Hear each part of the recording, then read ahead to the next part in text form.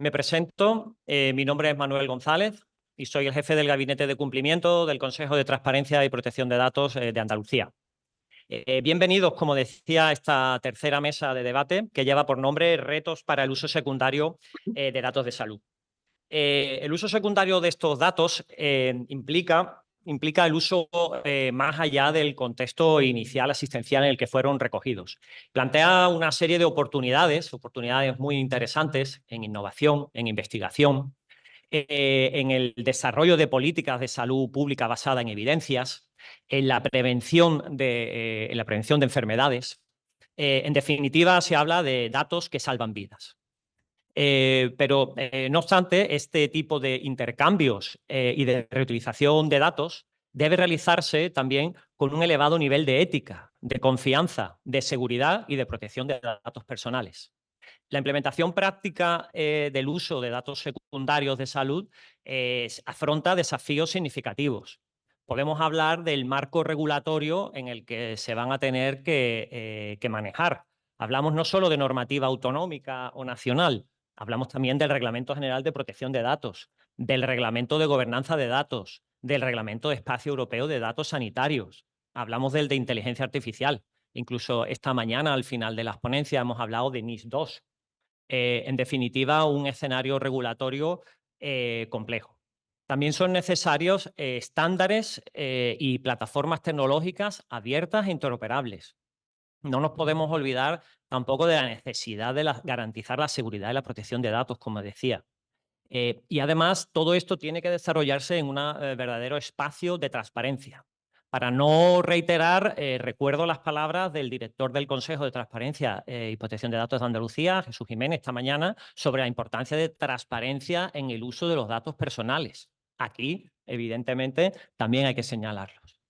En definitiva, son retos que tenemos que afrontar para poder conseguir el máximo potencial de estos datos en beneficio de la sociedad. Para hablar de ello, tenemos hoy un distinguido grupo de expertos en la materia, con cuyos conocimientos y experiencia seguro que nos van a enriquecer la visión del uso de datos secundarios.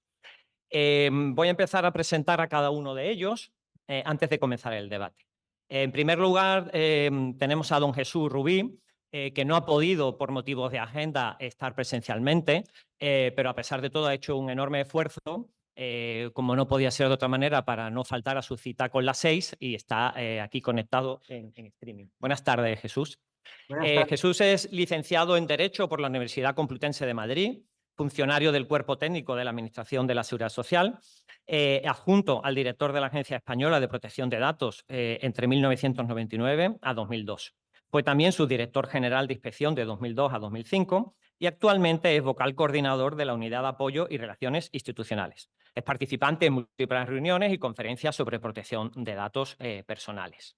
Y ahora aquí, empezando por la derecha, tenemos a doña Lucía Escapa, que es jefe del gabinete del secretario general de Salud Digital, Información e Innovación para el Sistema Nacional de Salud. Ella es funcionaria del Cuerpo Superior de Sistemas y Tecnologías de Información y ha formado parte de la presidencia española del Consejo para elaborar el texto de compromiso del Reglamento de Espacio Europeo de Datos de Salud. A mi derecha, inmediatamente, tenemos a José Luis Rojo, que es socio de ciberseguridad de EY. Él es ingeniero de telecomunicaciones de formación, con más de 20 años de experiencia, liderando servicios y proyectos de seguridad y consultoría tecnológica en múltiples sectores, tanto públicos como privados, pero tiene un especial foco en el ámbito de la salud.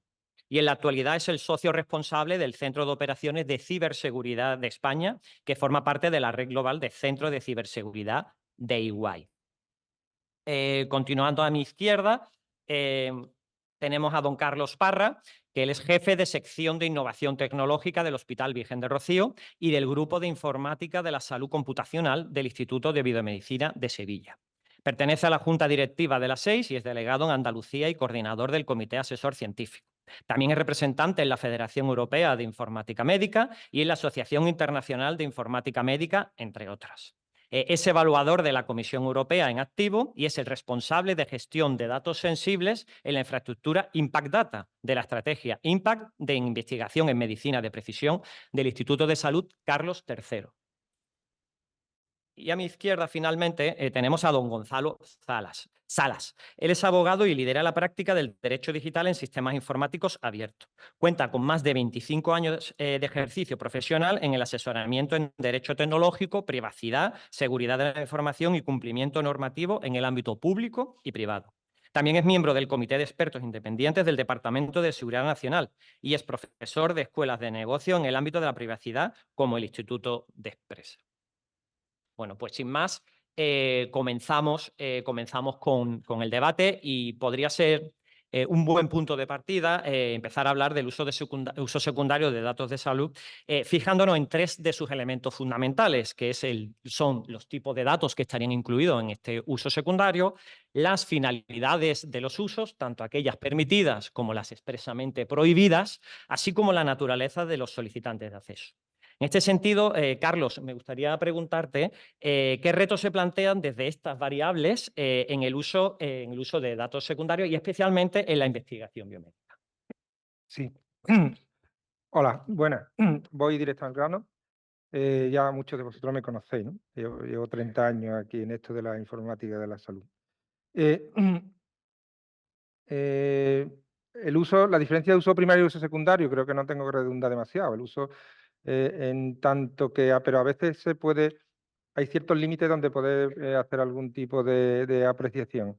Y estamos hablando que la información digital de salud, la que se recoge en la asistencia sanitaria de cada paciente, para la asistencia de esos propios pacientes, ya está identificada como una fuente fundamental de información para otros usos, entre ellos la propia gestión sanitaria, la gestión de los servicios médicos, de los hospitales, a nivel ya más macro de las propias organizaciones sanitarias, políticas, salud pública, importancia para la gestión epidemiológica, que hasta hace poco no sabíamos mucho qué era la epidemiología, ya lo sabemos todo después de haber pasado una pandemia.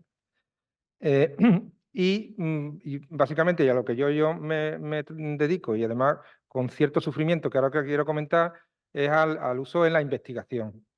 Y está ya bien demostrada la necesidad de hacer uso legítimo de la información recogida de pacientes para esta investigación y cada vez a mayor escala.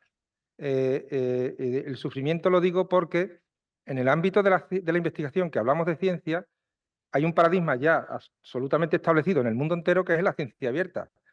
Y además ya nadie se cuestiona que los datos para la investigación tienen que ser abiertos.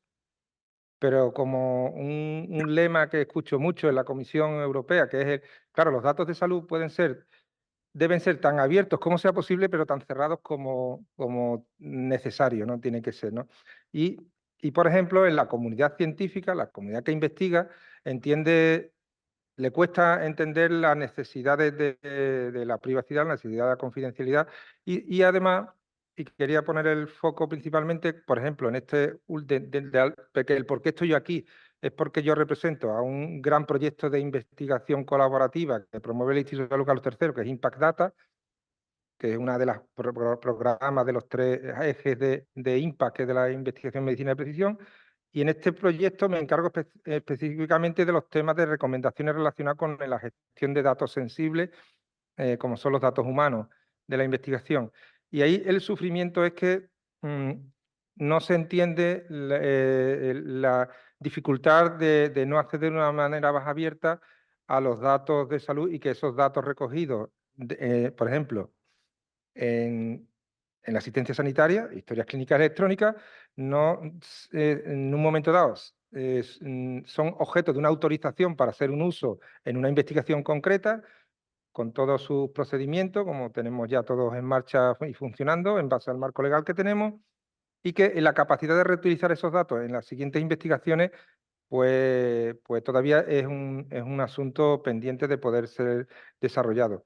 Entendiendo que además estas infraestructuras son de investigación, vienen bajo un interés de la ciencia, incluso hasta a nivel competenciales y políticos. Estamos hablando de agencias que no son del Ministerio de Sanidad, son de ciencia, pero al final, y el sufrimiento es en que los proveedores de datos son los hospitales y los sistemas sanitarios. Y mi tarea continua, que además creo que lo estoy consiguiendo, es en esa comunidad que estamos en Impact Data, que son bioinformáticos, universidades, gente, es verdad que gente está en los institutos de investigación que están muy ligados a los hospitales, es decir que tenemos que ser confiables para los proveedores sanitarios, porque si no, nunca vamos a tener éxito en ese acceso a los datos para investigar. Hasta el punto que estamos trabajando en hacer las primeras aproximaciones al Esquema Nacional de Seguridad en ese esbozo de infraestructura que es Impact Data. Es verdad que todavía está todo muy en fase de diseño, pero es bueno estar en fase de diseño, porque así podemos aplicar los principios de privacidad y de seguridad desde el diseño, ¿no? Básicamente esa es mi primera aportación. Muy bien, estupendo. En cuanto a las limitaciones, quizás, Lucía, podrías hablarnos de cómo el Reglamento Europeo de Espacios de Datos se plantea ese tipo de limitaciones en relación con lo que plantea Carlos, ¿no? De cómo es necesario seguir avanzando en facilitar la reutilización de los datos. Bueno, mi respuesta va a ser un poco larga y me excuso por anticipado, porque para poder explicar qué pretende hacer el reglamento en esa área, necesito explicar primero el origen del reglamento. El reglamento inicialmente se planteó por parte de la Comisión como un reglamento, estoy hablando del Reglamento del Espacio Europeo de Datos de Salud, como un reglamento enfocado en el uso secundario, entendiendo por uso secundario utilizar datos de salud que habían sido recogidos con un propósito X, legítimo, primaria posiblemente el más importante, el de asistencia sanitaria, pero podría haber otros usos primarios, poder permitir utilizar nuevamente esos datos de salud sin necesidad de recurrir al consentimiento. ¿Y por qué? Pues porque el Reglamento de Protección de Datos, que seguramente que Jesús podrá después aclarar muchísimo mejor que yo, pero 4 pinceladas, establece, como todos los que nos dedicamos a este sector sabemos, en el artículo 6, los fines legítimos con los que se pueden tratar datos personales. En el artículo 9, los datos personales que está prohibido tratar, salvo que se den algunas de las circunstancias de ese mismo artículo. Tiene también una previsión sobre el uso secundario de los datos cuando éste no esté basado en el consentimiento o en la ley comunitaria o nacional. Y justamente esa cláusula es de la que hace uso el Reglamento del Espacio de Datos de Salud. Establecer una base legal para el uso secundario con una serie de condiciones de contorno que permitan ese uso sin consentimiento. Entre los usos posibles está el interés legítimo y dentro de ese interés legítimo están actividades como la innovación o el desarrollo de productos y servicios cuando son desarrollados por entidades del sector privado. ¿Y cuál es el marco, las limitaciones por las que me preguntabas en ese uso? Pues para empezar, se define un catálogo de usos permitidos, que son 6 en total, que incluyen la innovación, la investigación, la docencia, la salud pública, políticas públicas, la estadística, y de esos 6 fines, 3, estadística, políticas públicas, salud pública, están reservadas al sector público. Después hay una serie de usos que se prohíben de manera expresa, en particular, utilizar los datos de salud para tomar decisiones que perjudiquen a personas concretas o a colectivos concretos, decisiones en el ámbito financiero, exclusión de seguros, hay un catálogo, ese es el artículo 35 del reglamento. Tenemos entonces ya un elemento que es qué cosas se pueden hacer, qué cosas no se pueden hacer, pero además obliga a que todos los entes públicos o privados que tienen datos de salud, y se definen los datos en el artículo 33, tienen que hacer públicos qué datos tienen y cómo son. No tienen que publicar los datos, tienen que publicar un catálogo. Y finalmente se establecen los organismos de acceso a datos de salud, que debe haber uno al menos en cada país de la Unión Europea. Todos ellos están interconectados entre sí a la red europea Health Data at EU, con un nodo central y servicios de intercambio que proporcionará la Comisión. Y el rol de esos organismos de acceso a datos de salud es clave, porque son los que primero publican los catálogos, es decir, la entidad X o la empresa Z dice que tiene este conjunto de datos de salud que tienen estas características. Segundo, recibe las peticiones de las personas que quieran hacer uso secundario de esos datos. Y cuando digo recibe las peticiones, quiero decir que las recibe, las analiza, las valora y las concede o las deniega. Tercero, dentro de esas condiciones que el reglamento quiere poner para que el uso no requiera consentimiento, no se permite el tratamiento de datos personales identificados. Es decir, las peticiones de acceso a datos solamente permiten utilizar por defecto datos anonimizados o si la petición, el propósito de lo que se quiere hacer no se puede hacer con datos anonimizados, datos pseudonimizados. Estas operaciones las tiene que hacer o el titular de los datos, es decir, la entidad que tiene los datos, o el organismo de acceso a datos. Y en el caso de los datos pseudonimizados, esos datos solo y exclusivamente pueden ser accedidos en un entorno seguro de procesamiento que tiene que proporcionar la autoridad de acceso a datos, sin que sea posible, y esa es obligación de esa autoridad, que nadie pueda descargar o extraer los datos de ese entorno. Entonces, la propuesta de reglamento lo que considera es que este conjunto sucesivo de condiciones, es decir, limitación de usos, evaluación de la solicitud, pseudonimización o anonimización de los datos y entorno seguro de tratamiento, ofrece las garantías suficientes como para que no sea necesario recabar el consentimiento para el uso secundario de los datos de salud. En esa línea, Jesús, de las bases de legitimación para hacer un uso secundario de los datos de salud, ¿qué nos ofrece el Reglamento General de Protección de Datos en relación con este nuevo marco regulatorio al que nos vamos a enfrentar próximamente? Jesús, ¿hola? Sí. No sabía si era una pregunta o la introducción a mi intervención. Vamos a ver, efectivamente, desde la perspectiva de la agencia hay que promover, superar el criterio tradicional del consentimiento para la investigación sanitaria. Y en ese sentido, el Reglamento General de Protección de Datos establece un equilibrio entre las bases jurídicas que se pueden utilizar y flexibilidad para impulsar la investigación. Cuando se tratan datos de salud, lo primero que hay que hacer, como se ha comentado, es levantar la prohibición general que está en el artículo 9 del reglamento para poder utilizar los datos de salud. Pero en ese artículo 9 hay muchas excepciones, hay muchos apartados que permiten levantar la prohibición para la investigación, como es el 9.2i, amenazas transfronterizas graves, garantizar elevado nivel de calidad y de seguridad y asistencia sanitaria de los medicamentos, fines de investigación científica en el apartado J, y una vez que se levanta esta prohibición hay que buscar bases jurídicas en el artículo 6 del reglamento que se integra con otras normas como se ha citado.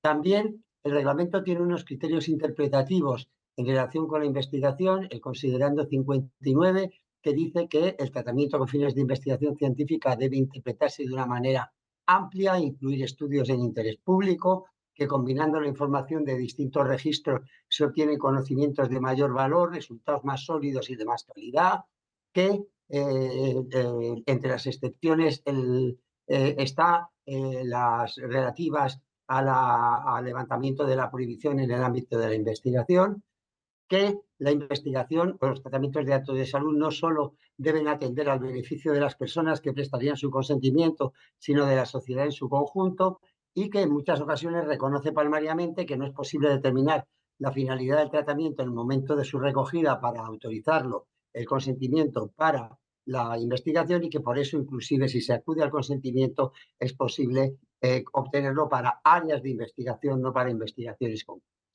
Y luego la relación del reglamento con la investigación se remite al artículo 89 del reglamento, que también tiene una referencia a la legislación nacional, a las garantías y previsiones que hay en la legislación nacional. Y en ese sentido, la disposición adicional 17 de la Ley Orgánica de Protección de Datos y Garantía de Derechos Digitales ha introducido novedades muy importantes para permitir el tratamiento de datos de salud, unas veces con consentimiento y otras más allá del consentimiento. Hace referencia a todos los apartados, las letras G, H, I y J del artículo 9 del reglamento, que permiten levantar la prohibición relacionadas con la investigación científica. Reconoce que el consentimiento puede ser más amplio para áreas de investigación, que las autoridades públicas con competencias en vigilancia de la salud pueden llevar a cabo tratamientos de datos de investigación sin consentimiento. Un apartado muy específico que se considerará lícita y compatible la reutilización de la investigación cuando se haya obtenido consentimiento para una finalidad concreta y se utilice para finalidades o áreas de investigación, con algunas garantías específicas, como es facilitar información, aunque una información que no tiene por qué ser personalizada a los afectados, sino simplemente en un sitio web que permita acceder a ella. Y sobre todo hace una referencia que ya se ha citado al uso ilícito de los datos pseudonimizados con fines de investigación. Y ese uso pseudonimizado no depende del consentimiento, pero recoge una serie de garantías. La separación técnica y funcional entre el investigador y quienes realicen la pseudonimización o conserven la información para evitar esa reidentificación, salvo que concurran circunstancias graves para las personas afectadas, en cuyo caso hay que levantar esa trazabilidad. Que solo sean accesibles al equipo de investigación con compromiso de no reidentificación, de tomar medidas para que la eviten, y que se proceda solo a la reidentificación cuando hay un peligro real y concreto para la salud pública. Que se realice una evaluación de impacto en la protección de datos personales, se sometan a normas de calidad y directrices internacionales y a medidas que garanticen que se insiste en la no reidentificación, y también a que se someta a un informe previo del Comité de Ética de la Investigación este proceso de pseudonimización, y la inclusión en estos comités, que es un tema que es problemático porque no existe un abanico tan amplio en ocasiones de profesionales especializados, de que haya un experto en protección de datos o un delegado de protección de datos en estos comités. Y además, estas previsiones que facilitan la reutilización están completadas por una disposición adicional 17ª y unas disposiciones finales que modifican la Ley General de Sanidad y la Ley de Autonomía del Paciente. La Ley General de Sanidad en el sentido de que dice que toda la investigación sanitaria se remitirá a las previsiones de la disposición adicional 17ª, con lo cual algunas normas, como puede ser la Ley de Investigación Biomédica, que es anterior, también habría que reinterpretarla, en mi opinión, al amparo de estas normas, y la Ley de Autonomía del Paciente para permitir, lógicamente, tratamiento de datos identificativos en el ámbito epidemiológico.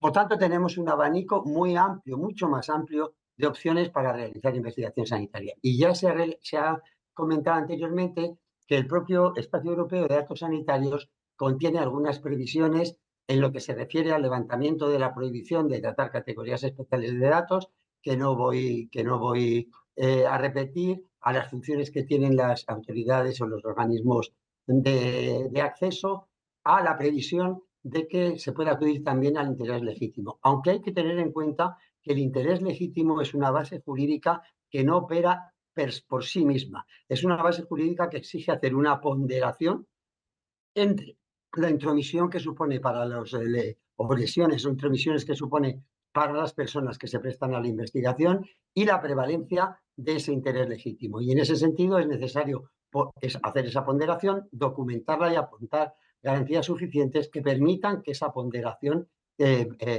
prevalezca. No basta con las previsiones de la propuesta de reglamento de espacio europeo de datos sanitarios, aunque es cierto que este reglamento facilita el acceso a los datos, como se ha señalado anteriormente, la obligación legal de facilitar esos datos y, por tanto, el poder, por quien quiera acudir a la base jurídica del interés legítimo, de hacer esas ponderaciones. En resumen, estamos en una nueva etapa en la cual, y también quiero comentar respecto de los datos anonimizados y pseudonimizados. Los datos anonimizados son datos a los que no se aplica el reglamento de protección de datos, pero sí se aplica al proceso de anonimización para conseguir que el resultado sea una anonimización irreversible. En cambio, en el caso de los datos pseudonimizados, se aplica íntegramente el conjunto de medidas del reglamento acorde o sistemáticamente con las previsiones en materia de investigación y con las previsiones del Espacio Europeo de Protección de Datos.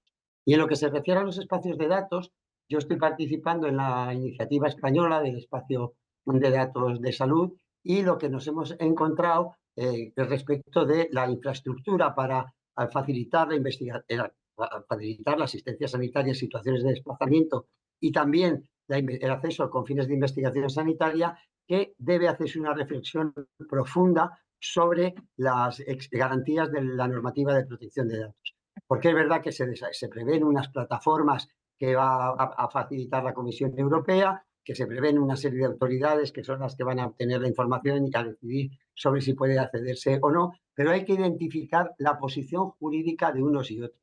Y además, para la elaboración o la construcción de esas plataformas, muy previsiblemente, que tendrán la naturaleza de lo que en protección de datos se conoce como prestador de servicios encargado del tratamiento, no responsable del tratamiento, seguro que van a tener que intervenir empresas privadas que faciliten la tecnología adecuada, que serán subencargados del tratamiento. Y eso exigirá que se cumplan con las garantías que prevé el reglamento en cuanto a las autorizaciones que deben darse para la intervención de esos subencargados del tratamiento y que deberían ser genéricas y no específicas para que sea lo más flexible posible su participación y también a los compromisos jurídicos que tienen que adquirir sobre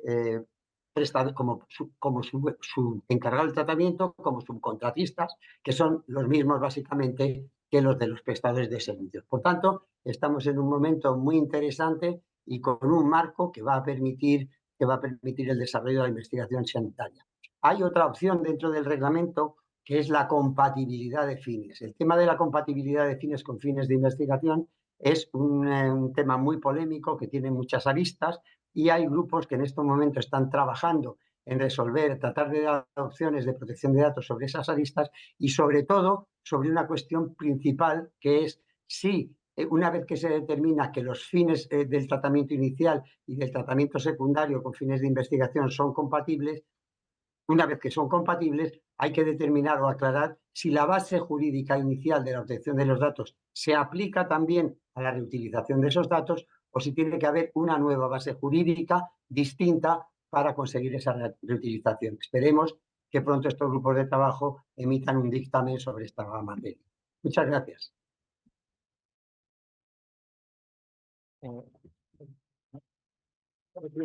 Seguiremos. Respecto a Sí. la compatibilidad de la finalidad, creo, Carlos, que querías hacer un comentario. No, bueno, sí, es que, claro, en la compatibilidad aquí estamos, lo que comentaba antes de respecto a las necesidades de la ciencia. La ciencia avanza con un sistema que funciona hace mucho tiempo, pero que además se están detectando incluso los fallos de ese sistema, por ejemplo, la reproducibilidad de la investigación. La ciencia avanza en base al conocimiento que se hace público en las publicaciones científicas, pero que ya lo que está pasando además es que es la necesidad de que sobre todo lo que son las publicaciones más potentes, ya requieren incluso los datos para poder reproducir esos experimentos. Entonces eso está provocando que están entrando una serie de actores donde la propia compatibilidad y de la necesidad, sobre todo cuando hablamos de uso de los datos secundarios para la investigación sin consentimiento, pues como ha dicho Jesús, pues necesita lo antes posible una aclaración del marco y adaptaciones si fuera necesario para que fuera así. Yo quería lanzar una pregunta a Jesús y creo que a los demás también, es que se ha nombrado la Ley de Investigación Biomédica Española, que como ha dicho Jesús, que a lo mejor requiere una reinterpretación, pero mi pregunta es si a lo mejor lo que requiere es una actualización. No sé yo sufro mucho porque intento tener de referencia a veces la Ley de Investigación Biomédica y la palabra datos no aparece. Solo se habla de muestras biológicas, y la palabra datos es que, vamos, buscarla, no aparece, ¿no? en esa ley, ¿no? Y bueno, creo que de todas maneras es verdad que la ley española de protección de datos y garantía de derechos digitales tiene sus disposiciones que lo define clarito, pero claro, no entra tanto ya las necesidades esas de la compatibilidad, de qué legitimidad hay, que la legitimidad de acceso no es un principio fundamental, o como, perdonad si no uso la palabra adecuada, no soy del mundo legal, para asegurar que esos datos van a ser autorizados para ese uso, por eso que decide de la falta de compatibilidad. Y por último, esto parece una anécdota. Históricamente, la investigación clínica se ha hecho en los hospitales. E históricamente se decía, no, el investigador principal, que soy el clínico o los médicos, yo sí sé quiénes son los pacientes, porque son mis pacientes con los que hago la investigación. Y todavía estamos ahí diciendo, no, que la ley dice que tiene que haber una separación técnica y funcional para tú acceder, aunque sean algunos o todos pacientes tuyos, si tú entras a trabajar en un rol de investigador, tú tienes que pedir los datos como cualquier otro persona autorizada, de acuerdo, por ejemplo, en el ordenamiento que tiene el Sistema Sanitario Público Andaluz, que es el que a mí me corresponde. Tienes que pedir los datos a quien compete con la documentación necesaria y te van a ofrecer los datos anonimizados. Es verdad que a lo mejor a veces la capacidad de ese médico por singularidad de saber quiénes son, depende también del tamaño de la muestra de pacientes, pero esto sigue pasando. Dicen, no, aunque sean tus pacientes, para investigar tú tienes que hacer los datos de manera anónima. Mi opinión es que debería actualizarse la ley de investigación De los médica. pacientes, de los ciudadanos en general. Hemos Perdón. estado hablando de nuevas bases, bueno, de distintas bases legitimadoras para este tipo de tratamientos. ¿En qué situación se quedan los ciudadanos en cuanto a sus derechos? ¿Qué control van a poder tener de sus datos personales en el contexto de uso secundario? Bueno, buenas tardes a todos. Yo, por desgracia, me encantaría trasladarles a todos ustedes certidumbres, pero yo creo que lo que les voy a generar son muchas inseguridades, porque nos encontramos en una situación de contexto en donde las variables con las cuales podemos jugar en todo lo relativo al ejercicio de los derechos, pues de verdad que es difícil encajar este nuevo uso en lo relativo, ¿no?, a las finalidades del uso secundario de los datos. Desde la perspectiva de lo que serían derechos de las personas, aquí no hay nada nuevo bajo el mar. Desde la perspectiva que sabéis que se tiene que cumplir con los principios de información, de transparencia, y luego desde la perspectiva de las bases de legitimación y el ejercicio de los derechos, que son conceptos ya sobradamente establecidos. Aquí el problema que nos encontramos es, y fíjate, y planteando el escenario, ¿no?, y eso me permitirá luego hilaros a lo que son postulados que hay desde la perspectiva del Consejo, desde la parte del Consejo, como desde la perspectiva del Parlamento Europeo, ¿no? Bueno, partamos primero desde la perspectiva de la información. Indiscutiblemente es un derecho fundamental, en donde desde la perspectiva de que cualquier usuario que toma los datos pues tiene que trasladar, ¿no?, desde esa perspectiva de información y transparencia, los distintos usos, finalidades, donde poder ejercitar los derechos, quiénes son los datos de contacto del delegado de protección de datos, los plazos de conservación, bueno, todo lo que es el ámbito del derecho de información. Es verdad que aquí se le da, ¿no?, un nuevo avance con la nueva reglamentación europea relativa a lo que es el espacio europeo de datos sanitarios, desde la perspectiva que con el nuevo player o el nuevo operador que se incorpora en esta materia, ¿no?, que es el organismo de acceso, este tiene también una función, ¿no?, de información y transparencia, debiendo, ¿no?, dar traslados sobre los usos y finalidades que se le puedan dar, ¿vale?, en esas peticiones de acceso a los datos, cuáles son las bases de legitimación, los resultados de esos usos de datos secundarios, donde poder ejercitar, en su caso, los correspondientes ejercicios de derechos, con lo cual ese derecho de información, desde la perspectiva de esa nueva figura que son los organismos de acceso, pues se ve por un lado complementada. Con lo cual, pues oye, pues es una mejora, ¿no? Es un avance cualitativo en esta materia. Luego el problema que nos encontramos son las bases de legitimación, ¿vale? Hemos hablado, como doña Lucía hablaba, como una posibilidad la parte del interés legítimo, que luego don Jesús ha planteado el escenario de decir, oye, no solo vale plantear la parte del interés legítimo, sino que es necesario llevar a cabo una prueba de sopesamiento, ¿vale?, para que prevalezcan realmente los intereses en cuanto a la realización de ese uso secundario de los datos frente a los derechos de las personas. Lo único que para superar esa prueba de sopesamiento siempre hay un elemento que es fundamental, ¿no? Dentro de ese análisis de proporcionalidad, ¿no? Que es la posibilidad del ejercicio del derecho de oposición a los afectados. Aquí hay dos escenarios o dos planteamientos. Hay un escenario que es plantear unos sistemas de exclusión voluntaria, ¿no? Que son modelos que con otros operadores jurídicos ha funcionado correctamente, como pasa, por ejemplo, con los operadores de juego y los registros de interdicción, como ocurre también, por ejemplo, con los sistemas de promoción publicitaria, como son las listas Robinson, y esto luego lo puedes casar con todo el modelo, que sabéis que es un modelo que se quiere diseñar y plantear desde un modelo de interoperabilidad. ¿Vale? Entonces, tenemos por un lado, ¿vale?, la información, tenemos el tema de las bases de legitimación, que tendrá su complejidad. Habrá que ver el tema de cómo se plasman los consentimientos, cuando la base de legitimación sea el consentimiento, porque es verdad que muchas veces aquí estamos viéndolo todo desde una perspectiva científica, y ahí me reitero en lo que ha dicho don Jesús, en el sentido de decir, el considerando 149 del reglamento, ¿no?, que dice que se tiene que interpretar desde una perspectiva amplia. El problema es que entre los distintos casos de uso que establece el reglamento, el Reglamento Europeo de Datos Sanitarios, no solo contempla el tema de los usos para datos estrictamente científicos o epidemiológicos, te plantea otra serie de escenarios, ¿no?, como elementos habilitadores, ¿no?, como la generación de algoritmos en sus distintas variables de entornos de prueba y de validación, te habla para las mejoras de las prestaciones asistenciales, te habla también como elementos, ¿no?, el uso de nuevos productos o servicios, ¿no?, sanitarios, con lo cual habrá que ver qué encaje desde la perspectiva de la base de legitimación se tiene que plantear o se tiene que plasmar desde la perspectiva al final del usuario final, con lo cual se plantea un modelo realmente complejo a la hora de intentar hacer materializar lo que es la parte de protección de datos con ese uso secundario. Es cierto que también, ¿no?, y reiterando lo que ha dicho doña Lucía, ¿no?, es verdad que el reglamento de Espacio Europeo de Datos Sanitarios parte de un principio general, que es que la información se tiene que dar anonimizada. Muerto el perro, muerto la rabia. Si la información está anonimizada, la normativa sobre protección de datos no aplica. Es cierto que dependiendo de los usos a los cuales se quieran acceder para cumplir con esas finalidades o casos de uso que el reglamento de Espacio Europeo de Datos Sanitarios te contempla, ¿no?, si no consigues llegar a ese fin con los datos anonimizados, tienes que solicitar los pseudoanonimizados, con la problemática que luego veremos, ¿no?, en todo proceso de pseudoanonimización.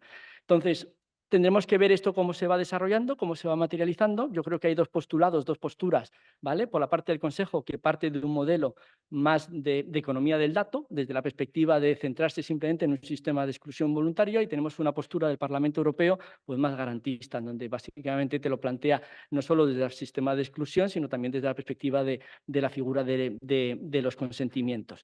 Porque de todo esto, por otro lado, que me imagino que luego también podemos entrar a debatir, este es un modelo que no es un modelo altruista, es un modelo que parte de una base, de un principio de economía del dato que viene del postulado de la Comisión, ¿no?, desde la perspectiva que luego todo esto estará sometido a unas tasas con unos importes económicos. Respecto al modelo de gobernanza, Lucía, hablabas de la figura fundamental del organismo de acceso de datos de salud. Y hablaba, una de sus funciones va a ser la de valorar estos accesos, porque no se va a producir en principio ningún acceso si no se da el visto bueno de estos organismos. ¿Qué elementos son los que deben tener en cuenta los organismos y qué retos tecnológicos, económicos, de recursos humanos ves a los que van a tener que enfrentarse para poder hacer frente a sus funciones, que no son pocas? Bueno, el núcleo de la misión del organismo de acceso a datos es justamente evaluar una solicitud de acceso a datos, una solicitud de datos. Eso supone evaluar qué datos se piden, qué tratamiento se pretende hacer con esos datos, qué medidas forman parte de ese tratamiento, cuál es la finalidad que se pretende conseguir y, según la finalidad, cuál es la base jurídica que invoca el que hace la solicitud de datos. En este sentido es muy interesante el considerando 37 del reglamento, porque este considerando es el que trata o el que aclara en qué medida este reglamento puede ser invocado como base legal para el propósito del artículo 6F del RGPD. Es muy importante decir que este reglamento no elimina el RGPD. El RGPD continúa operando exactamente igual que antes y todos los derechos que tienen los ciudadanos respecto de la recogida de sus datos, es decir, la recogida primaria de sus datos, sigan ahí. derecho de informar a las personas, el derecho de oposición del artículo 21, que por cierto está restringido, no es un derecho irrestricto, tiene límites y además necesita justificación, a diferencia de la propuesta del reglamento de un hipotético derecho de opt-out que sería sin necesidad de ninguna explicación. Pero entonces, los organismos de acceso a datos tienen que recibir estas solicitudes, tienen que evaluarlas, lo cual quiere decir que tienen que tener un profundo conocimiento de la ciencia sanitaria, porque al final son datos de salud y lo que quieras hacer con ellos, tienes que saber qué son los datos de salud. Un gran conocimiento de ciencia de datos, porque tienes que saber si lo que el solicitante dice que quiere hacer se puede hacer como dice que se puede hacer o no. Y necesitas tener también, los organismos necesitarán también expertise en temas de ética y en temas de propiedad intelectual, porque el reglamento tiene un artículo en el que no excluye los datos que están sujetos a propiedad intelectual y secreto comercial. Lo que dice es que es responsabilidad del organismo de acceso a datos adoptar las medidas necesarias para proteger esos derechos de propiedad intelectual o secreto comercial y, caso de que no pueda garantizarlos, denegar el acceso. Entonces, todo ese conjunto de capacidades las tiene que tener el organismo de acceso a datos. Eso quiere decir, sobre todo, personas, pero además una infraestructura tecnológica, porque estando de acuerdo con Jesús que muy probablemente haya que acudir a proveedores privados que proporcionen infraestructura, esos proveedores privados no dejarán de ser encargados, pero nunca serán responsables. El responsable será el organismo de acceso a datos. Tanto si está anonimizando, será el responsable de acceso a datos, como si está pseudonimizando. Y además será también el que tenga las obligaciones de mantener esas colecciones de datos durante los tiempos necesarios para que la investigación, por ejemplo, como ha apuntado Carlos, se pueda validar, porque es un punto que ha salido en las discusiones del Consejo. Y si se implementase un hipotético derecho de autoexclusión, serían los organismos de acceso a datos posiblemente los candidatos a encargarse de gestionar esas solicitudes de autoexclusión. En esa relación del marco de gobernanza, Jesús, como venimos diciendo, en el uso secundario de datos de salud también se aplica plenamente el Reglamento General de Protección de Datos. Y me gustaría preguntarte qué función crees que deben tener las autoridades de control en materia de protección de datos. Y si, como ya también has apuntado, si está bien definida las funciones tan importantes en materia de protección de datos como es asignar las responsabilidades, el responsable, el encargado y los escenarios de corresponsabilidad. Bueno, un primer comentario sí, sobre el debate que está habiendo en el Parlamento Europeo. Yo creo que hay que ser muy cuidadoso a la hora de insistir en la tradicional base jurídica del consentimiento, porque la experiencia práctica acredita que se pueden ofrecer garantías a los intervinientes, a los participantes en una investigación sanitaria, de forma que el abanico de bases jurídicas se flexibilice y sea más amplia. Es una opinión personal mía, no digo de la Agencia Española de Protección de Datos. El tema de la gobernanza es esencial y no está claramente definido, y es imprescindible ver cómo se articula.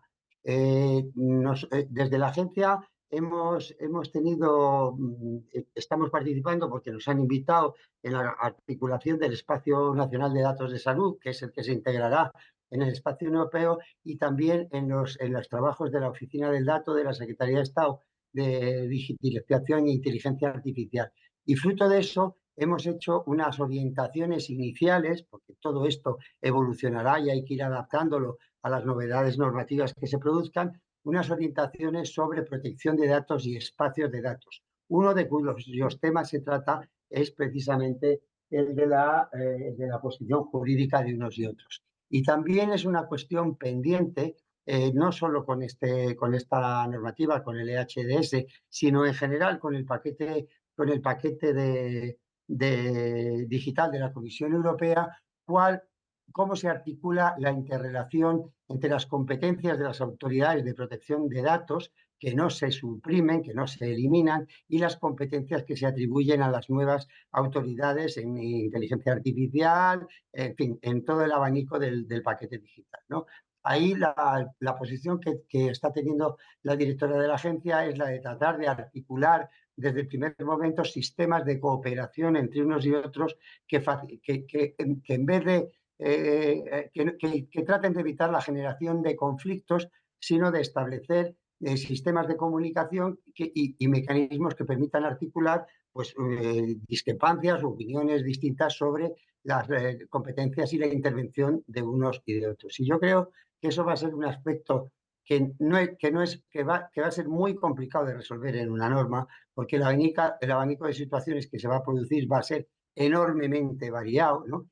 Y que lo que exigiría es digamos, una actitud proactiva por parte de unas y otras autoridades de gobernanza para conseguir lo que pretenden todas estas normas, que es que se promueva la investigación, en salud y no para generar obstáculos adicionales y conflictos adicionales entre unos y otros. Pero sí es muy relevante cómo se va a articular la interrelación con estas entidades privadas que puedan intervenir en todos estos procesos, porque disponen de una tecnología mucho más completa y más avanzada que la que puedan tener las instituciones públicas. Y ahí esta figura de los subencargados del tratamiento, pues hay que ver cómo se articula también de la manera más flexible posible. Por ejemplo, pongo un ejemplo y con esto termino. Se hace referencia en muchas ocasiones que estos tratamientos de datos con fines de investigación van a necesitar una evaluación de impacto en la protección de datos que exige el Reglamento Europeo de Protección de Datos. ¿Va a estar en condiciones por sí mismo el organismo de acceso para interpretar, conocer esa evaluación de impacto, si es correcta o si es incorrecta? ¿Va a necesitar la colaboración de esas entidades privadas que le apoyen, habiéndole aportado una propia evaluación de impacto sobre las tecnologías que le están contratando? ¿Es eso posible o no? Nuestro criterio en la agencia ha sido durante la pandemia que cuando se han articulado todos estos sistemas de control de pacientes, de contactos entre las personas, todas estas iniciativas tecnológicas, el criterio que hemos manifestado es que cuando interviene una empresa del sector privado para articular esos mecanismos, es obligatorio que esa empresa facilite al responsable que va a gestionar posteriormente, por ejemplo, al organismo de acceso o al organismo responsable de la plataforma de comunicación, que facilite información sobre sus propias evaluaciones de impacto y colabore a facilitar el análisis de riesgos que implica para darles soluciones. Es decir, buscar fórmulas cooperativas de gobernanza en todo el entorno que se está diseñando.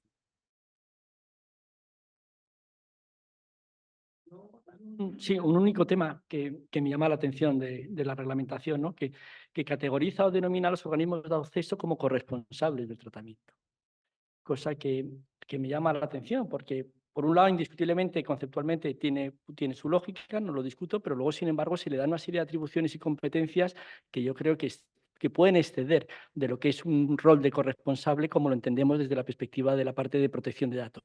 Como también me llama la atención que la propuesta de reglamento te diga, pues ya sabéis que la figura de corresponsabilidad se adquiere desde el momento, como pasa con la condición de encargado de tratamiento, cuando se perfecciona el contrato de corresponsabilidad o el contrato de encargo en su caso, ¿no? Y aquí, sin embargo, la reglamentación lo que viene a indicar o determinar que esos acuerdos de corresponsabilidad vendrán definidos a través de unos actos de ejecución por parte de la Comisión, cuando, sin embargo, en el reglamento sí que te viene tabulado, ¿vale?, cuáles son los condicionantes y los requisitos que tiene que tener ese acuerdo.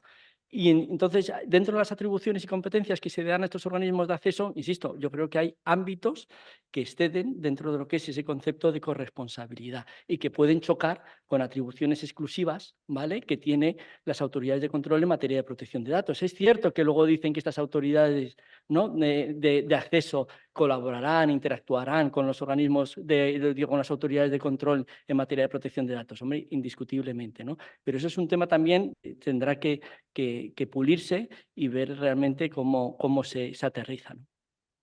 Perdona la interrupción, pero tienes toda la razón, Claro, porque sobre la este tema, figura... Yo no sé, a lo mejor es que te he entendido mal. La versión original que presentó la comisión sí que tenía una previsión de que todos los organismos de acceso a datos fuesen joint controllers. Es decir, que el organismo de acceso a datos español fuese corresponsable del tratamiento con el organismo de acceso a datos de Francia.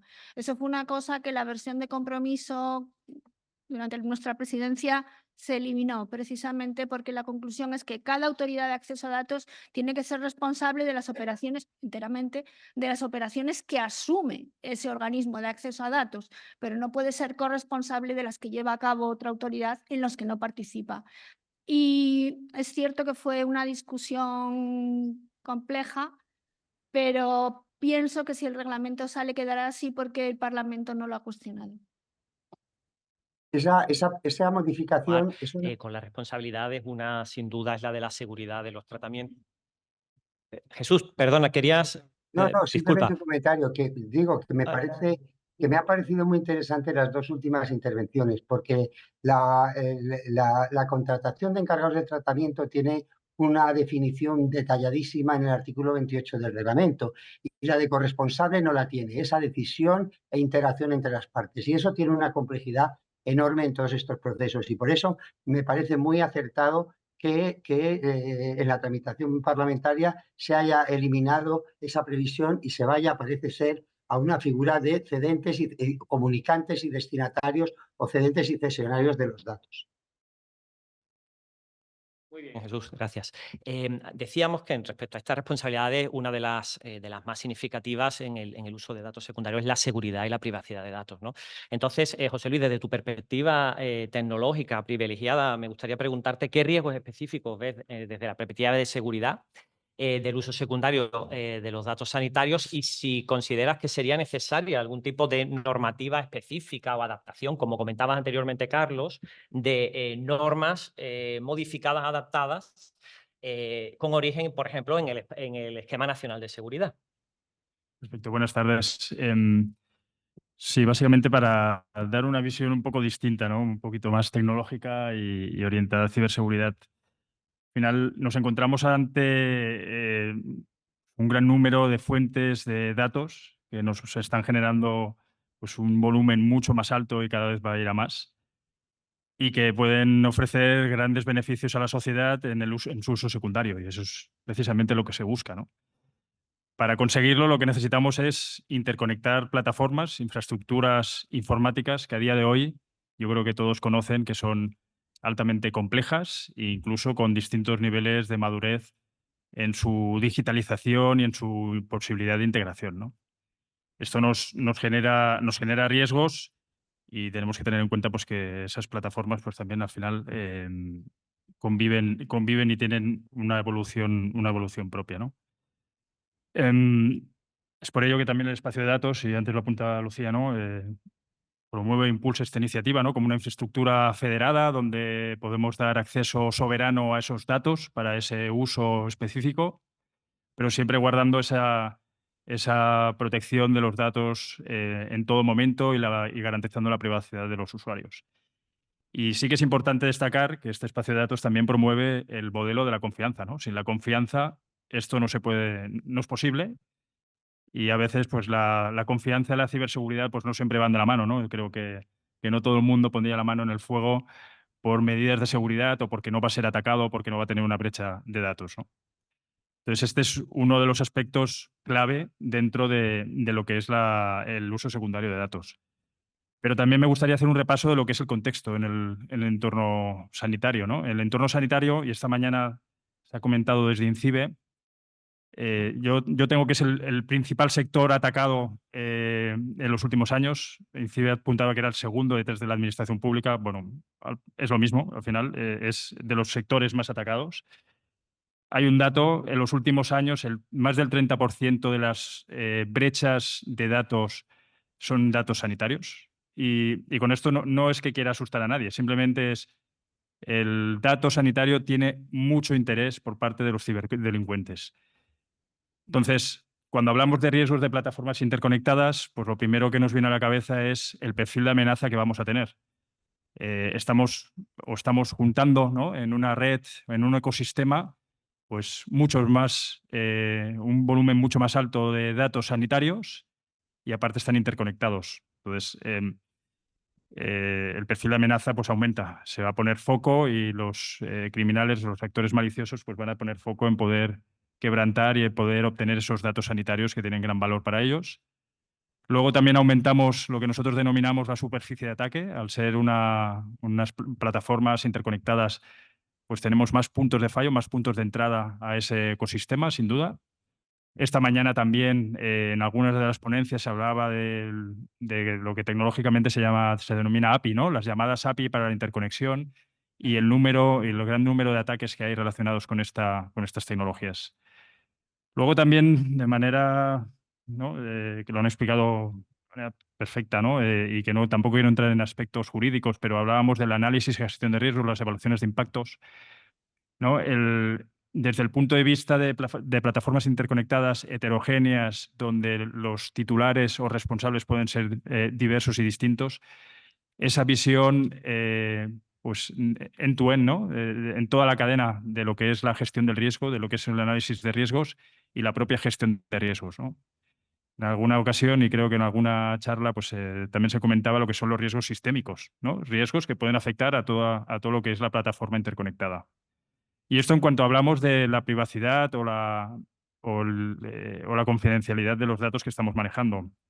Pero no hay que olvidar que el uso secundario de datos es precisamente para tomar decisiones, para evolucionar, y esas decisiones se basan en la integridad, en una calidad de los datos. Entonces, ahí entran también los riesgos asociados a la integridad del propio dato, ya no solo por acciones maliciosas o intencionadas, ¿no? Que podrían introducir sesgos en los resultados que se puedan realizar de esos análisis o de esos tratamientos y esa utilización secundaria de datos, sino también en la propia interoperabilidad que estábamos hablando previamente, ¿no?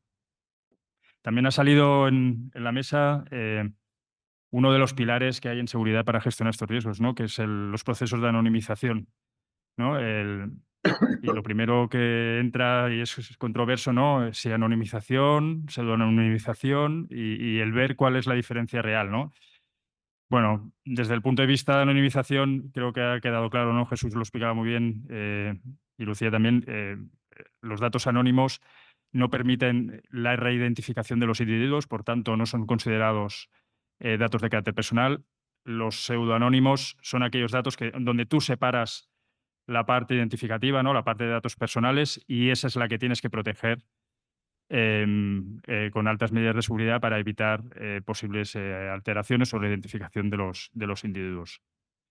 Aquí, sí, hablando específicamente de medidas concretas de seguridad, pues claramente ahí se está trabajando en medidas, ya existen medidas por parte de la agencia, ¿no? Antes hablaba Jesús de la disposición adicional 17ª, donde se hablan de las medidas organizativas, ¿no? De la separación funcional y técnica. También mucho foco en la gestión de identidades y el control de acceso, ¿no? De quién tiene que acceder a esos datos pseudonimizados, a esa parte que permite la reidentificación. Pero hay otras que el Esquema Nacional de Seguridad pues también aplica, ¿no? El nivel alto del Esquema Nacional de Seguridad, y hoy se han repasado durante toda la jornada, ¿no? Hablábamos de monitorización, de supervisión, de arquitecturas seguras, de dobles factores y, cómo no, y en un ecosistema como este, pues hay terceros que también participan del ecosistema con componentes o bien con servicios. Y aquí también pues, se hace mención a la certificación de estos componentes de terceros para garantizar la cadena de suministro, ¿no? Uno de los... Sí, que te interrumpa y ahora continuamos, pero sobre anonimización me gustaría que lanzaros una pregunta, ¿no? Porque creo que es uno de las piedras angulares de todo el sistema de usos secundarios, tanto tecnológico como en nivel de investigación. ¿Cuáles son los límites de esa anonimización? ¿Qué ocurre cuando en la investigación no se puede trabajar con datos anónimos? ¿O qué ocurrirá tecnológicamente cuando un dato que creemos que es anónimo se revierte y se convierte en dato pseudonimizado o directamente, bueno, es en definitiva un dato personal, ¿no? Es esa doble vertiente que me gustaría que en la medida que queráis hacer aportaciones avancéis. Bueno, sí, quería hacer un comentario al respecto. Es verdad que hay investigación que necesita datos personales, la más sencilla de entender, ensayos clínicos. Necesita saber quién es el paciente para seguir haciendo el seguimiento. Pero es que además vivimos en un mundo donde la investigación se está acelerando de manera exponencial en base a las nuevas técnicas de análisis de datos, entre comillas, inteligencia artificial, ¿no? De todo lo que supone eso. Y mucho de esa investigación con otro tipo de técnicas estadísticas, con datos anonimizados, totalmente sería suficiente. Pero es que en un modelo de Machine Learning donde los sistemas continúan alimentándose de datos y mejorando el modelo de lo que busca, una predicción de riesgo de algo de salud, requiere la pseudonimización porque tienes que actualizar los datos del mismo paciente, aunque tú no sepas quién es el paciente, el que trabaja generando esos modelos o actualizándolos lo necesita. Es decir, eso está ahí. Después, el tema de la anonimización no es nada trivial. Ejemplo real, creo que la primera colección de datos abiertos de España, que es Carmen, del Hospital Clínic de Barcelona, el Carmen 1, que están trabajando en el Carmen 2, el Carmen 1, la anonimización se hizo a mano. Sí, y ahí están trabajando los que más saben de procesamiento del lenguaje natural de España, con gente del Centro de Supercomputación de Barcelona, que los conozco bien, pero además la última revisión la hicieron médicos, eran pacientes de COVID, son pacientes de COVID, y fue una revisión de los no sé cuántos casos son, pero mirando las historias clínicas, porque el reto principal de la anonimización está en los textos, no está en los datos estructurados, que eso es relativamente sencillo encriptarlo. El tema es que en los textos se sigue por necesidades o no, que ese es otro tema, el tema de la calidad de los datos, que a lo mejor no es este foro el adecuado, pero que tiene mucho que rascar. En España es eso, que hay que revisar los textos. Y ahí está toda la tecnología de la inteligencia artificial aplicada a cómo anonimizar en los textos de las historias clínicas. Ahí se escribe Antonio, padre de Carlos, que tuvo un cáncer tal, y su madre Antoñita, tal y cual. Y entonces, bueno, quería poner el foco de que la tecnología necesaria de anonimización crítica está en los textos, es la del procesamiento del lenguaje natural y lo que supone. Bueno, yo me voy a tirar a la piscina porque soy muy temerario, porque soy abogado y no debería hablar sobre temas de ingeniería o de ciencia médica. Indiscutiblemente yo creo que el gran reto es el lenguaje semántico, o sea, para evitar que haya una persona y que haya un sistema, ¿vale?, más manual, sino que ir a sistemas automáticos, ¿no?, en donde realmente haya una codificación real de cara a garantizar esa interoperabilidad, trabajando sobre el lenguaje semántico desde la perspectiva de la codificación, ¿no? Es mi planteamiento, que es el gran reto, ¿eh? Yo quería apuntar justamente lo que ha dicho Carlos, que hay dos elementos del uso de los datos que pueden hacer imprescindible trabajar con datos pseudonimizados, que es la dispersión de las fuentes de las que partes. Si quieres correlacionarlas, tienes que ser capaz de identificar a un mismo individuo en un conjunto y en otro. Y luego la continuidad temporal.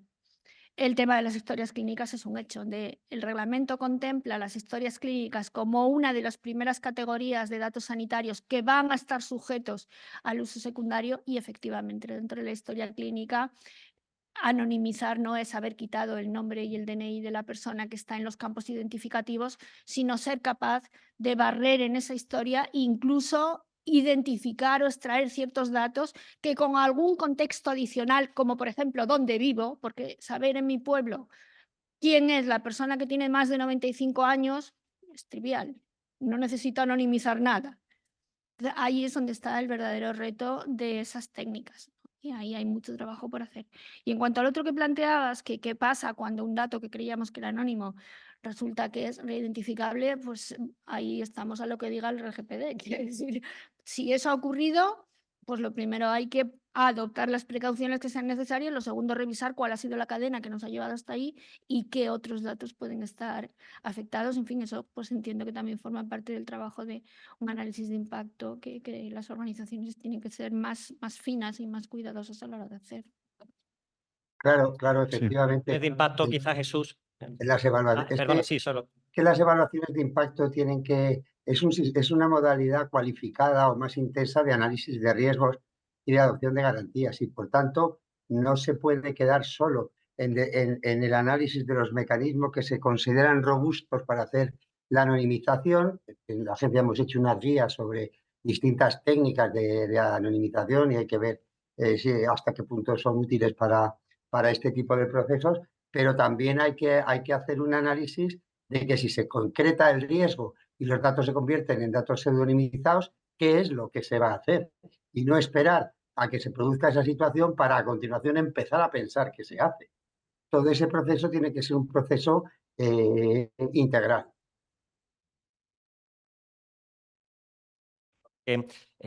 Contigo, ¿cómo ves la figura del delegado de protección de datos? ¿Qué papel está llamado a jugar? ¿Me dices a mí? Sí, perdona.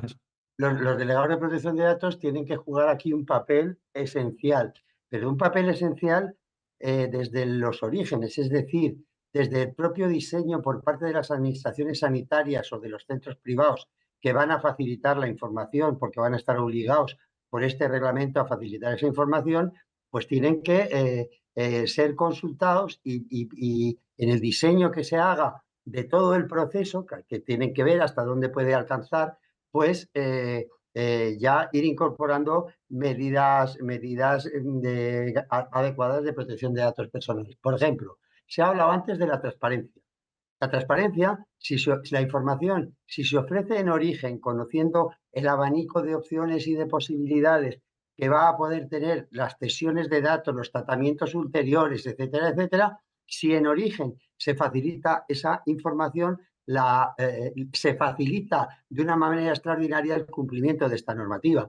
Porque si resulta que es alguien que solicita el acceso de otro Estado miembro de la Unión Europea sobre unos datos que acaban pudiendo ser datos identificativos de esas personas, tiene que cumplir con la obligación de información, a ver cómo es posible llevar a la práctica de una manera realista esa situación. Por eso digo que en todo este proceso hay que introducir, hay que formar y hay que exigir la participación de las personas que puedan tener una mayor cualificación en esta materia, como son los delegados de protección de datos, y tratar de ir buscando soluciones o interrelaciones con todos los que vayan interviniendo a lo largo del proceso para ver en qué términos unos pueden resolver problemas que si no se les van a plantear a la siguiente fase. Y en ese tema, pues hay un problema, porque de la estadística, del análisis, de las encuestas que estamos haciendo, por lo menos en España, sobre la función de los delegados de protección de datos en las administraciones públicas, que van a ser una de las principales fuentes de suministro de esta información, pues las deficiencias en la designación de delegador de protección de datos es importante. Y también en los estudios que han hecho las asociaciones profesionales de protección de datos sobre la cualificación de los profesionales que prestan esos servicios, también se han apreciado importantes deficiencias. O sea que es necesario un proceso continuo de mejora de la cualificación y la selección de los delegados de protección de datos. Muy bien, muchas gracias, Jesús. Volviendo al tratamiento de datos personales, cuando son pseudonimizados, un factor fundamental, como ya apuntaba Lucía anteriormente, son los entornos de tratamiento seguros, que van a ser, es el único elemento donde en principio pueden darse tratamiento de datos personales y va a estar bajo el control del órgano de acceso. José Luis, me gustaría preguntarte desde la perspectiva tecnológica y operativa, ¿qué retos tienen estos entornos con esa misión tan, digamos, tan complicada que tienen por delante? Bueno, pues a nivel tecnológico tiene dos desafíos claros, ¿no? El primero de ellos es asegurar y cómo garantizar que esas medidas de seguridad y cómo opera el entorno seguro de tratamiento cumple con esas medidas y que prevalece y que aparte responde al permiso de datos expedido por el propio organismo. Hay que tener una visibilidad, y antes se hablaba de la transparencia, de la visibilidad de lo que pasa dentro del entorno seguro de tratamiento, pero precisamente es un entorno que tiene que ser estanco y que no se va a poder comprometer su seguridad. Entonces ahí entra la balanza del segundo desafío, que es pues la desconfianza o el desconocimiento de lo que puede suceder en un sistema con el tratamiento de datos de carácter personal, pues genera desconfianza, ¿no?, a los diferentes intervinientes en un ecosistema como este. Entonces ahí está el compromiso de cómo garantizar que las operaciones del entorno de tratamiento seguro versus a lo que es la transparencia que nos garantizará pues, el modelo y el pilar de todo esto que es la confianza, ¿no? Pues aquí hay diferentes medidas, obviamente, de monitorización y supervisión, pero esto en ciberseguridad normalmente se soluciona con procesos relativos a la certificación y la auditoría de esos procesos de operación de los entornos seguros de datos. Muy bien, y siguiendo con los entornos seguros de datos, Lucía, hay una de las posibilidades que establece la propuesta de reglamento europeo de datos de salud que habla de precisamente no tener que ir al órgano de acceso de datos, sino que el usuario de datos pueda solicitar directamente al titular de los datos. Y en este caso, si tuvieran que tratar datos personales, muy pseudonimizados que estuvieran, ese entorno de tratamiento seguro lo tendría que proporcionar el titular de los datos. ¿No crees que aquí se puede producir tanto algún tipo de inseguridad tecnológica como de problemática operativa? Sí, es una previsión que fue bastante debatida en el seno del Consejo, porque había bastantes países que eran partidarios de que esa posibilidad no se permitiera, que el tratamiento de datos fuese siempre a través de un organismo de acceso a datos, porque estos organismos son organismos administrativos, son los Estados miembros los que se responsabilizan de ellos y, por lo tanto, tienen que tener una capacidad de hacer frente a los posibles riesgos que aparezcan. Pero, por otro lado, hay titulares de datos que son entidades extremadamente grandes. Estoy pensando, por ejemplo, en empresas del sector privado. Y parecía un poco injusto cargar al sector público con el coste de proporcionar entornos seguros de tratamiento para actores del sector privado que luego además van a pedir datos del sector público. O sea que este también es un argumento que hay que tener en cuenta, pero por responder a tu pregunta, efectivamente, en el caso, al final la solución es que los Estados miembros puedan decidir si en su territorio permiten esa modalidad de acceso directo del usuario al titular de los datos o de solicitud. En ese caso, el titular de los datos está sujeto a las mismas obligaciones de evaluar la solicitud, concederla o denegarla, proporcionar un entorno seguro e informar periódicamente de las solicitudes recibidas y de las atendidas, etc. Entonces, pues en ese caso, los organismos de acceso a datos tendrán que hacer además una labor de supervisión de ese tipo de solicitudes. Lo cual puede ser un trabajo extra añadido y difícil de llevar a cabo en la práctica. Pero o sea, tienes que elegir entre una opción o la otra. O lo haces tú y entonces la carga del trabajo añadido lo tienes en que tú tienes que proporcionar entorno seguro para todos los actores de tu país, de todos los titulares de datos de tu país, o decides, no, yo tengo un ecosistema de datos de salud en el que hay grandes actores, no quiero asumir el coste de proporcionarles potencia de tratamiento a ellos, pero entonces la contrapartida es que tengo que supervisarles. Al final, los criterios y las reglas, un poco en la línea de lo que tú decías de la certificación, los va a establecer la comisión vía actos de ejecución, es decir, modelos tanto funcionales como, si fuera posible, sería deseable que fueran también descendieran al nivel tecnológico para establecer modelos y estándares compartidos por todos los órganos. Luego quería hacer una precisión, un minuto y me callo. Posiblemente aquí no, pero hay una cierta confusión cuando se habla del espacio de datos.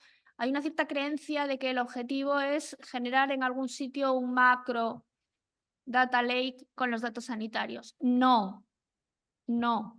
El propósito del reglamento es establecer que en ciertas condiciones una persona física o jurídica puede pedir datos de salud que están en manos de un ente del sector público o del sector privado y que si le dan permiso puede utilizar esos datos en un cierto sitio. Pero los datos no se mueven, los hospitales no se tienen que conectar al espacio europeo de datos y los datos solo se tratan en el contexto de esa autoridad de acceso a datos cuando se ha concedido el permiso. Así que yo creo que esto también hila con el tema de la confianza, porque a nadie creo que nos gustaría pensar en que hay un sitio en el que todos los datos de salud de todos los ciudadanos europeos van a estar juntos. Sí, Carlos quería... Sí, pero es verdad que, claro, la confusión a lo que viene es que a lo mejor si se usa el concepto de espacio de datos de salud, no del concepto de la ley que se está trabajando, sino en el ámbito científico. Pongo un ejemplo donde se lidera desde España, que es el proyecto EUCAIN, que es la Federación de Datos, empezando así, Federación de Datos de Investigación de Imagen Médica para el Cáncer. Y ahí hay retos, por ejemplo, se lo quería comentar a José Luis sobre todo, ¿no? Porque yo creo que lo de los espacios de procesamiento seguro es la única solución, es decir, es complejísimo seguro, pero es lo único porque, por ejemplo, nuestra infraestructura Impact Data, yo le digo que hay que montar Schengen porque el ciclo de vida de un dato en Impact, una vez que estuviera funcionando, pasa por entidades jurídicas 5 o 6 por el camino. Y después habría que poner como, a partir de que sale del servicio y que no hay que conectar en el SAP, bueno, se pueden hacer las extracciones de los datos, ponerlos en un sitio que después, pero al final esos datos viajan y se lo mando al Centro de Regulación Genómica de Barcelona, porque está en Impact Data. Y de ahí lo acceden investigadores del Instituto Aragonés de la Salud. Es decir, al final, la complejidad, en esto, por ejemplo, que nos ha sido revisor de entregables nuestros en Impact Data, Ricard, decía, el riesgo mayor está en que en toda esa complejidad de investigadores, grupos de universidad y demás, el último portátil del último investigador del rincón perdido de una universidad de España puede estar el nivel de riesgo más alto de todo ese ecosistema. Por tanto, es incomible el poder intentar acometer medidas de seguridad de verdad confiable en toda esa complejidad. Dicho eso, los espacios de procesamiento seguro creo que es el camino, con todo pero sí quería preguntar claro, estamos hablando que nosotros lanzamos preguntas de investigación a una federación de datos, donde fuentes de datos heterogéneas, que el interés es eso, esa es la gracia, por eso, para acelerar esa investigación, donde la federación de datos se analiza en entornos seguros de procesamiento, cada uno en su país. Es decir, que es una combinación de tecnologías de federación de datos con entornos seguros de procesamiento. Es decir, una vuelta de tuerca. Efectivamente. Pero ese es un caso específico de un proyecto en el que se lleva a cabo una federación de datos para eso. Lo que yo quería decir es que el reglamento no obliga a que la finalidad del reglamento es juntar todos los datos. Lo que establece es el marco en el que ciertos equipos pueden hacer ese tipo de federaciones de datos para cierto propósito y pueden pedir datos que ahora no tienen o que ahora tienen que pedir de otra manera. Eso es lo que quería. Y en este contexto, Gonzalo, ya que hemos hablado de los derechos de las personas, de los pacientes, hemos hablado de los pilares fundamentales, José Luis, de la transparencia y la confianza. ¿Cómo percibes la sensación de la sociedad en general respecto a su uso de datos después de todo lo que llevamos comentando, ¿no? durante la tarde? Puede haber incluso malos entendidos por parte de la sociedad, puede haber bases de legitimación que ya no exijan, ya lo sabemos, ya lo hemos abordado, que no van a exigir el consentimiento. ¿Qué percepción tienes tú del ejercicio de los derechos de la sociedad, como te pregunto? Bueno, es cierto que se abre un nuevo abanico, ¿vale? Una de las posibilidades que estaban puestas sobre la mesa, ¿no? Es incluso la posibilidad de que los organismos de acceso pudiesen llegar a trasladar al paciente o al personal médico facultativo el resultado de un estudio epidemiológico, con lo cual yo creo que eso, en términos de confianza o en términos de paciente médico, yo creo que es un gran avance, ¿no? Indiscutiblemente. Luego se plantean, pues oye, pues el tema del ejercicio de los derechos, ¿no? Luego no hemos hablado, ¿no? del ejercicio del derecho a la portabilidad, ¿vale? En ese sentido, ¿no? Ahí conceptualmente es cierto que la nueva regulación, ¿vale? Pues te abre un abanico, ¿vale? Nuevo de ejercicio, o sea, de derechos, pero bueno, desde la perspectiva de la portabilidad, estricto sensu, ¿no? Como lo dice el reglamento, solo estás obligado desde la perspectiva de aquella información que tú has suministrado voluntariamente o derivado de una ejecución de un contrato.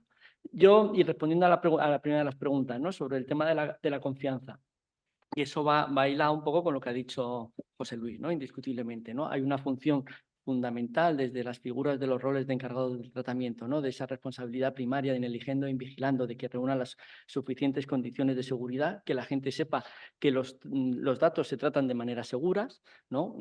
Confiables, solo para las finalidades sobre las cuales existen las correspondientes bases de legitimación, y luego hay una realidad, ¿no? Que siempre, ¿no? Que el riesgo cero no existe. O sea, siempre puede existir una probabilidad, de sufrir una brecha de seguridad y que unos datos se puedan ver expuestos o tratados de una manera a lo mejor no acorde, ¿vale? A las finalidades para las cuales estaban tratadas. Pero bueno, ahí el ordenamiento jurídico te da unos contrapesos. O sea, decir, oye, dado ese caso, pues oye, uno puede solicitar la tutela de las autoridades de control o puede ejercitar las correspondientes acciones de responsabilidad civil y reclamar los correspondientes daños y perjuicios, ¿no?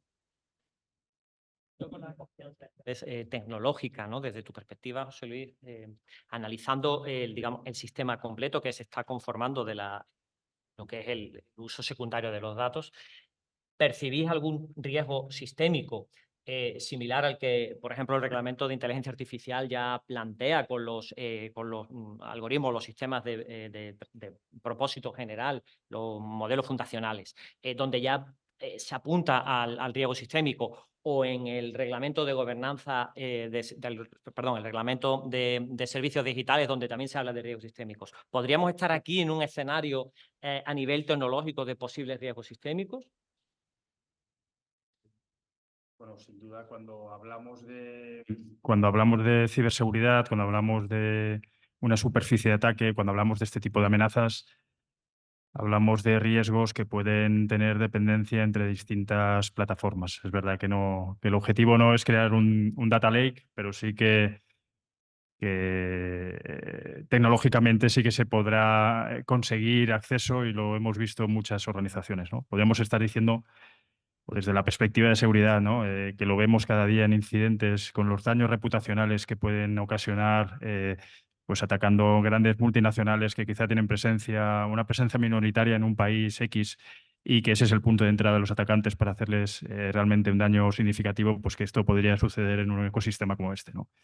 Entonces, la respuesta es que sí, ¿no? Y precisamente es uno de los retos que comentaba antes, el poder gestionar esos riesgos para evitar ese daño reputacional que puede poner en entredicho, pues, la confianza que antes comentaba Lucía, lo primero de los pacientes, pero también del sector industrial, ¿no? Porque se puede poner en jaque también secretos empresariales o secretos comerciales de los organismos públicos, ¿no? De los facultativos, e incluso, pues, la confianza a nivel internacional del resto de Estados miembros, ¿no? Para poder habilitar ese espacio de datos. Entonces, desde el punto de vista tecnológico, sí, claramente sí.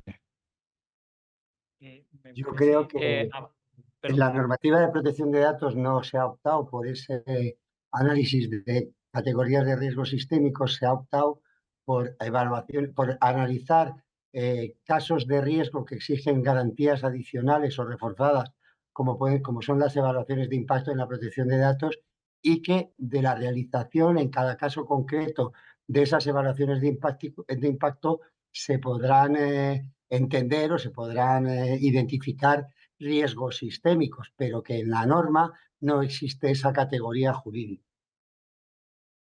Existen reglas para exigir unas evaluaciones de impacto reforzadas. Y quizás incluso añadiendo una capa de complejidad más a todo lo que hemos venido tratando en la tarde, no hemos hablado de las transferencias a terceros países, transferencias internacionales fuera del espacio económico europeo. No sé, Lucía, Jesús, si queréis hacer algún comentario de en qué contexto se nos quedan este tipo de tratamiento de datos. Pues Yo, por la parte de este reglamento, el RGPD sigue operando. Quiero decir que las reglas que establece el RGPD para permitir transferencias de datos, en el caso de los datos que son pseudonimizados, pues siguen siendo las mismas. Otra cuestión es la capacidad que puedan tener terceros países de conectarse a lo que sería el Espacio Europeo de Datos de Salud, que en principio es una posibilidad que recoge la versión del reglamento, así como la posibilidad de ciudadanos de terceros países de hacer, personas físicas o jurídicas de terceros países, de hacer solicitudes de datos, que también está contemplado en el reglamento. Sobre la primera opción, que terceros países se pudieran incorporar al espacio, bastantes países eran partidarios, entre ellos nosotros, ahora que ya no somos presidencia se puede decir, de que eso fuesen unas condiciones de reciprocidad. Porque, bueno, pues sí que esto es una economía del dato, pero no parece que sea en el interés de la Unión Europea que esa economía del dato beneficie a terceros países que no comparten sus datos con nosotros, ¿no? Pero dentro del marco de las precauciones que establece el RGPD en cualquiera de los casos. Que por Bueno, otro lado, Lucía, es el principio general del derecho internacional público, ¿no? Que es el principio de reciprocidad, indiscutiblemente. El de la Comisión no incluía ese principio de reciprocidad, ha sido... Claro, pero presión que es un principio general del derecho internacional, ¿no?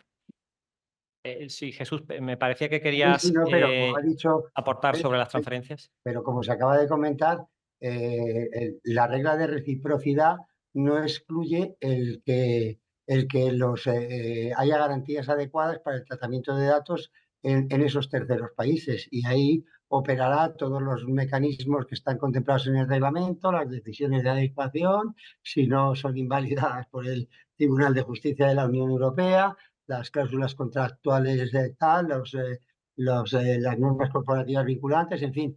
Ahí caben todos esos aspectos, pero es un análisis añadido que hay que realizar, y además ese análisis añadido tiene que abarcar a la totalidad de agentes que intervengan. Es decir, no solo al que solicita la información sanitaria para hacer investigación, sino también a los posibles colaboradores que tengan una posición jurídica distinta de responsable dentro del Reglamento General de Protección de Datos. O sea que eso va a exigir unos análisis, salvo los casos de países con decisión de adecuación, que es compleja de conseguir y de mantener, pero va a añadir una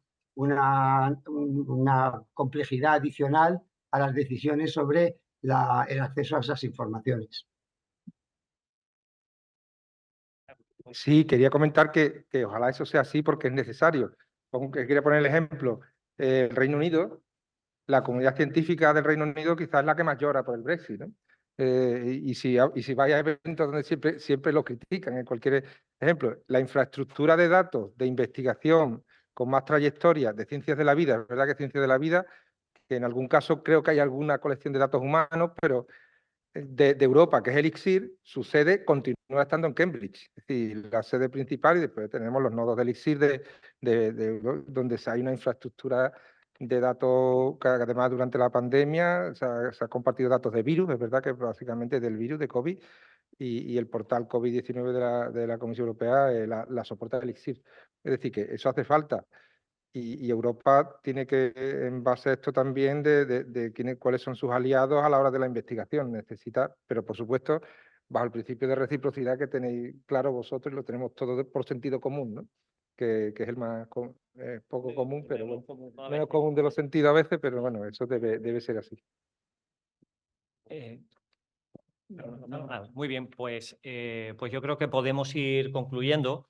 Hemos abordado prácticamente todos los temas que teníamos sobre la mesa, hemos tratado del propio concepto de uso secundario, hemos visto un poco el marco regulatorio, las bases que legitiman el uso secundario de los datos, hemos hablado de los derechos de las personas, la gobernanza del uso secundario y también la seguridad y las infraestructuras, ¿no? No sé si queréis aprovechar una última intervención para hacer una reflexión en general que queráis, desde cada uno desde vuestra perspectiva tan rica y tan diferente que hemos tenido hoy la suerte de tener en esta mesa, a modo de conclusión. Yo sí quería, desde el punto de vista optimista, agradecer toda la complejidad, es decir, en la comunidad científica sufrimos mucho el esfuerzo, dedicamos más esfuerzo a la gestión del acceso a los datos, que ya nos hemos agotado en ese trabajo, y en lo que tenemos que ponerle el foco, que era investigar con los datos, pues ya se nos acaba el tiempo de proyecto casi y las ganas. Pero Dicho eso, yo sí os agradezco a todas las personas que estáis aquí con responsabilidades del sector privado, público y en mi delegado de protección de datos al primero, la sensibilidad que hay ante la investigación. Y sé que sois sensibles, sé que os importa y se nota, y bueno, quiero agradecerlo y que no cambiéis de opinión en eso.